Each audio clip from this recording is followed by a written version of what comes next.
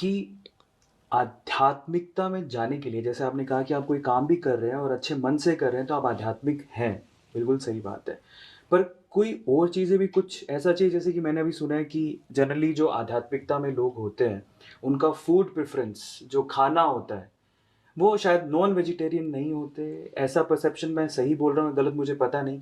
तो उसके बारे में आपका क्या कहना है कि उनका फूड प्रेफ़रेंस भी अलग होता है, उनका मूड प्रेफ़रेंस अलग होता है, वो जहाँ रहते हैं, वो जगह भी अलग होती है, कुछ अलग होता है या फिर सांसारिकता में रहते हुए भी अध्यात्म को अपनाया जा सकता है?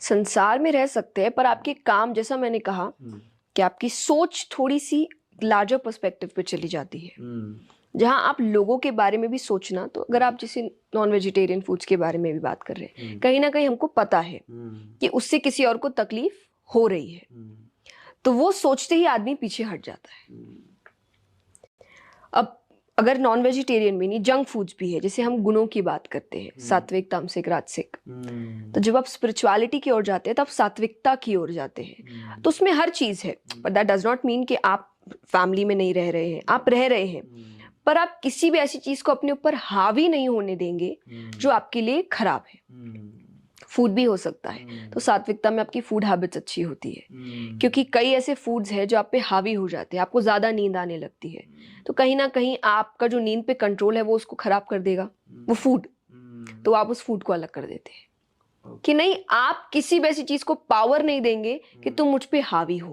क्योंकि मालिक मैं हूँ।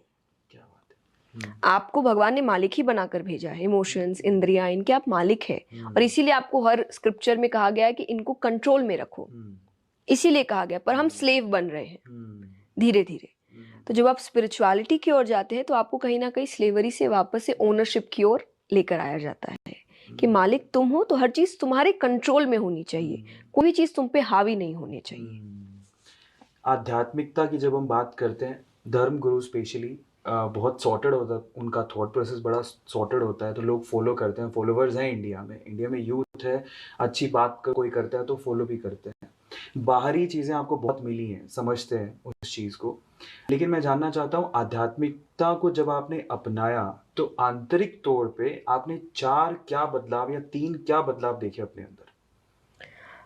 टू बी वेरी ऑनेस्ट, अपनाया एज़ सच कुछ भी नहीं मैंने। हुँ, और मुझे ऐसा लगता है हर आदमी स्पिरिचुअल है, हुँ, अंदर से, हुँ, पर उसको रियलाइज़ करने में समय लगता है। ओके। जैसे धूल बैठ जाती है, हुँ, या सोने पे मान लीजिए धूल बैठी, कोई सोने की चीज़ है, उस पे इतनी धूल बैठ गई अब आपको दिख नहीं रहा है। हुँ, पर क्या इसका मतलब है कि वो सोना नहीं है? हुँ, सोना तो सोना ही रहेगा। आपको एग्ज़ैक्टली। उसको थोड़ा साफ करना पड़ेगा, पॉलिश करना पड़ेगा, तब जाके आपको उसकी चमक दिखेगी। हुँ, तो कोई भी ज्वेलरी है, डायमंड्स है, कुछ भी है, जब धूल बैठती है तो थोड़ा काला होने लगता है या एग्ज़ैक्टली। धुंधला पड़ने लगता है, तो हुँ, आपको सफाई करानी पड़ती है। ओके। तो स्पिरिचुअलिटी भी आपके अंदर है, हुँ, पर कई बार सामने की जो चीज़ें हैं, जो प्रॉब्लम्स आ रही है, हुँ, जो बाहरी दिखावों में हम जा रहे हैं, हुँ, तब उसके बीच में वो थोड़ा धुंधला पड़ जाता है। हुँ, तो ये जितनी भी चीज़ें हैं, चाहे मेडिटेशन है, मंत्र चैंटिंग है, सत्संग है, हुँ, स्क्रिप्चर्स है, हुँ, ये उस धूल को हटाने का काम करता है। हुँ, तो मैंने एक जर्नी जी है। मैंने हुँ, कभी कोई भी ऐसा मोमेंट नहीं था कि मैं हुँ, स्पिरिचुअल होती हूँ, हुँ,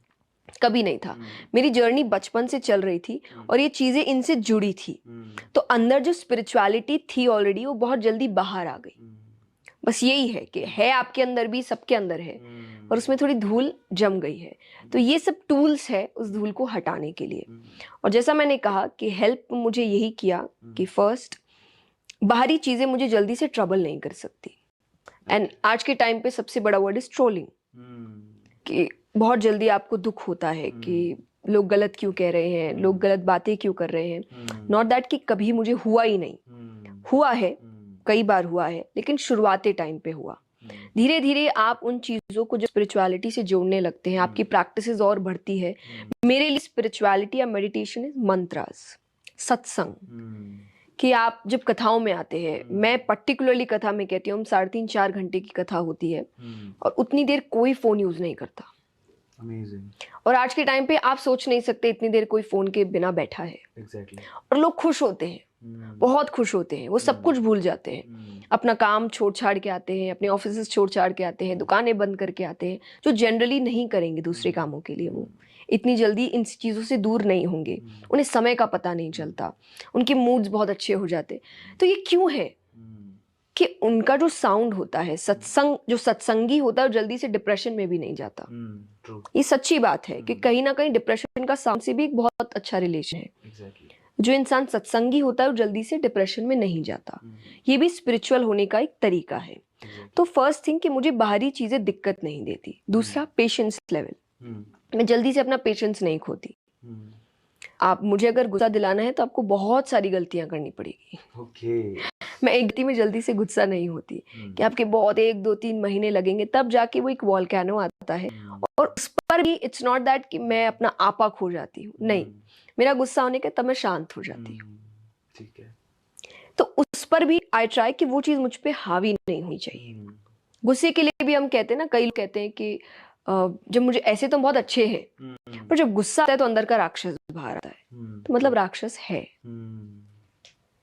अगर होगा नहीं तो बाहर कैसे आएगा? मतलब आपके अंदर एक राक्षस रहता है, तो अब आपका काम है उसको बाहर निकालना, वरना वो तो आएगा, जो समय मिलेगा वो बाहर आएगा और फिर वो आपके बने बनाए काम को खराब कर देगा। सही है। ट्रू। तो स्पिरिचुअलिटी उस राक्षस को खत्म करने का काम करता है। क्या? कि आप पर चीजें हावी नहीं होगी, यानी आपकी हर रिएक्शन का कंट्रोल आपके पास है। मुझे गुस्सा करना भी तो मैं अपनी मर्जी से करूंगी, मुझे कुछ भी करना है वो मेरी मर्जी से होगा, वो किसी और के छेड़ने से नहीं होगा। और प्लस कंसंट्रेशन, कि अगर मैं कोई काम कर रही हूं तो फिर आप किसी और चीज से मुझे भटका नहीं सकते, मेरा ध्यान उस पर ही रहेगा। तो ये मंत्रों से होता है, जो मैं मंत्र चैंटिंग रोज करती हूँ कि आपका ध्यान उसकी तरफ होता है। तो ये एक तरीके का मेडिटेशन है मेरे लिए, जो मंत्रों के चैंटिंग से मुझे मिलता है। तो वो तो ये 3 चीजें जो मेरे काम में, मेरे रिलेशनशिप्स, फैमिली, क्योंकि आज के रिलेशनशिप मतलब एक ही रिलेशनशिप हो गया है, बट रिलेशनशिप में फैमिली है, परिवार है, फ्रेंड्स है, सबके साथ बहुत हेल्प करता है, मेरे काम में हेल्प करता है, और मेरे पर्सनल यानी जो मेरे साथ मेरा रिलेशन है उसमें बहुत हेल्प करता है। सो आई कैन बी अलोन, कभी भी मुझे वो चीज दिक्कत नहीं देगी। मुझे कोई नहीं चाहिए, अगर मैं अकेली भी हूं तो मैं बहुत खुश हूँ। तो ये चीजें मुझे उन सब चीजों से मिली है। ये एंगर इशू का तो मैं खुद भी जानना चाहता हूँ। कभी कभार ऐसा होता है, बहुत ज़्यादा वर्कलोड होता है और कुछ ऐसी चीज़ सामने आती है तो गुस्सा आने लगता है, तो उसे कंट्रोल कैसे करें? और एक सवाल मेरा ये भी है कि अभी तो शायद आप कंट्रोल कर लिए हो गुस्से को, कभी ऐसा मोमेंट आया था कि आपको बहुत गुस्सा आया, फिर उसके बाद आपको अफसोस हुआ और सोचा कि इसको कर्व करना है या इसको ख़त्म करना है? ऐसा कोई मोमेंट था लाइफ में? सॉरी, अच्छा। बचपन में मोमेंट्स होते हैं आपके पेरेंट्स के साथ, खास करके जब आपको पता है आपने गलती की है, से सॉरी, वो उसी वक्त उस चीज को शांत कर देगा। हम मानना नहीं चाहते, एक्सेप्टेंस नहीं। हाँ, एक्सेप्टेंस नहीं है। हम उसको डिफेंड कर रहे हैं ये बोल के कि अब ऐसा होगा तो गुस्सा आएगा ना।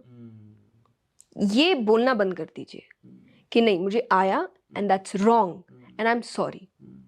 तो ये चीज अपने आप, जो मैनेजमेंट है ना एंगर का, यही मैनेज करने का तरीका है। पर हम डिफेंड करने लग जाते हैं अपने आप को कि तुमने ये किया, तो हम जस्टिफाई करने लगते हैं, और वो हमारे दिमाग में भी जस्टिफिकेशन हमको मिल जाता है कि नाउ डोंट से सॉरी, क्योंकि तुमने तो रीजनिंग दे दी ना, किस वजह से हुआ। जैसे आपने कहा कि वर्कलोड, तो आपने मान लिया कि वर्कलोड है तो गुस्सा आएगा। ये जनरल है, हर कोई करता है, हम सब करे हुए हैं। लेकिन ये एक समझने की बात है कि आपने बोल दिया दिमाग को, तो अब तो दिमाग सॉरी बोलना ही नहीं चाहेगा, क्योंकि उसने तो मान लिया मेरी थोड़ी गलती है। गलती तो काम की थी, गलती तो सामने वाले की थी, गलती तो सिचुएशन की थी, तो वो मैनेज नहीं होता। एंगर मैनेजमेंट एक्चुअली मुझे लगता है कई तौर पर एक्सेप्टेंस भी है कि गलती हुई है तो आई एम सॉरी, एंड मेरी पूरी कोशिश हो कि अगली बार ये ना हो। ये चीजें बहुत ज्यादा चीज सिंप्लीफाई कर सकती है इस गुस्से के प्रॉब्लम को।